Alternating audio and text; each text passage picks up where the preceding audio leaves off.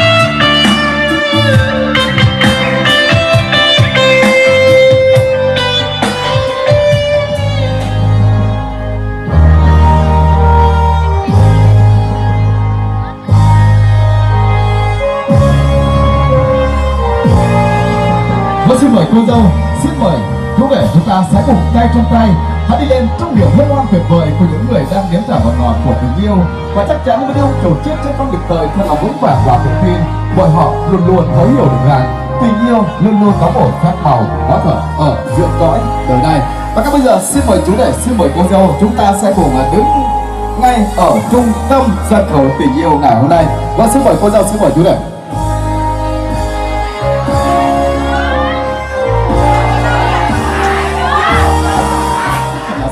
Ở bên chú rể hiền trông rất là xứng lứa là một đôi, quả là cao xanh màu nhỏ với cầu vàng, tình ai xanh lớn duyên nàng đẹp đôi, quả là thật là trai tài gái sắc ở đây là duyên tiếp định ngày này nên duyên trai anh hùng gái thuyền viên, phi nguyện sánh phần đẹp duyên cưới rồng. Hôm nay làm lễ tô hồng, chúc cho long phụ hòa minh đời đời, và dẫu cho vật đổi sau đời thì tình chồng nghĩa vợ đời đời không đổi thay. Xin mời tất cả quý vị một tràng pháo tay nữa thật lớn để chúc mừng hạnh phúc của đôi nương.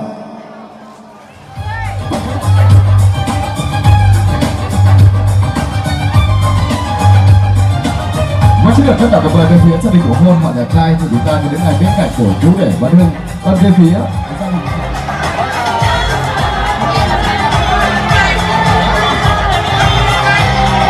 vâng, xin thưa tất cả quý vị, hiện diện ở trung tâm sân khấu tình yêu ngay lúc là đây là một bức tranh toàn cảnh, một bức tranh để rạng ngời hạnh phúc của những người đặc biệt nhất của chúng ta trong buổi trưa ngày hôm nay. Và xin thưa tất cả quý vị, và những món tặng cho con người của chúng ta từ kết quả của sự yêu thương. Và với sự trao đổi đó, cô xin được trân trọng giới thiệu con Khương, chào Khương. Anh con ơi là bồi thì sao nước mà nhà buôn tung nó về thì ta cả ra là hết tao ra xem ra miệng là sao nước nhà buôn là cha ngoại cho cái bơn cái này thì là thì sau nha thì do bữa nào từ ngày này thì cứ đứng sau nó mới cái tao lôi cái ọc mà tao ngày của bà này từ con từ rèn thì từ ngày này cha ngoại cho cái ọc mà nhà bùi sau này là phượng sau thì nhận tao ngày.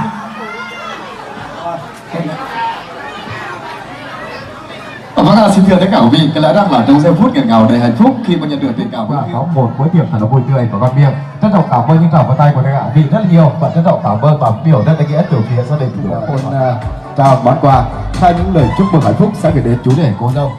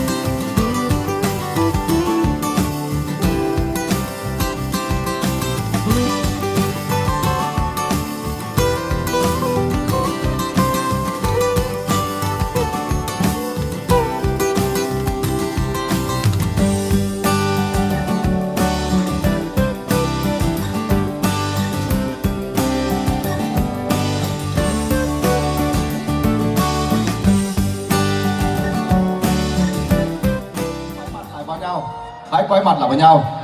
Và cũng xin được trân trọng kính mời hai bên gia đình của chúng ta hãy tiến tới lại với nhau, cùng ly với nhau chính thức kết tình thông gia mãi mãi keo sơn bền chặt. Và xin thưa tất cả các vị, những trách nhiệm đồng đầy hạnh phúc từ phía gia đình hai họ của chúng tôi cũng như là từ cô dâu chú rể rất đồng đầy ở phía trên sân khấu. Thì mong muốn tất cả các vị ở phía dưới chúng ta hãy rót thật đầy, hãy nâng thật là cao chiếc ly của mình để một lần nữa chúng ta sẽ cùng chúc mừng trăm năm hạnh phúc cho chú rể và cô dâu. Và chúng tôi những cái làm chương trình một lần nữa rất là cảm ơn và chúc mừng hai bên gia đình của chúng ta đã có thêm những người con mới trong gia đình, và đặc biệt nhất là chúc cho cô dâu và chú rể chúng ta trăm năm tình viên mãn, bạc đầu nghĩa phú thê. Còn ngay bây giờ chúng tôi những cái làm chương trình được sự ủy quyền cho phép từ phía gia đình chủ hôn họ nhà trai xin được trân trọng tuyên bố chương trình lễ thành hôn mừng trăm năm hạnh phúc cho chú rể Văn Hưng Sát Duyên cùng với cô dâu Thủy Nhàn đến giờ phút ở đây cũng xin phép được bắt đầu.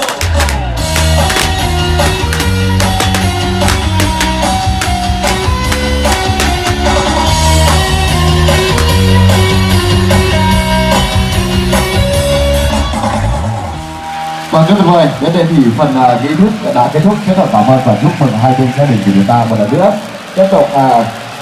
cảm ơn hai bên gia đình rất là nhiều. Và ngay bây giờ thì xin mời đại gia đình hạnh phúc cũng như là chú rể cô dâu chúng ta hãy cùng nhau trở về từng dãy bên điện để nhận được những lời chúc mừng và đồng thời những lời cảm ơn chân thành nhất đến có thể quý vị khách quý đã cùng nhau hiện diện trong ngày đăng quang hạnh phúc của đôi lứa ngày hôm nay. Vâng, xin được lên đất trân trọng kính mời.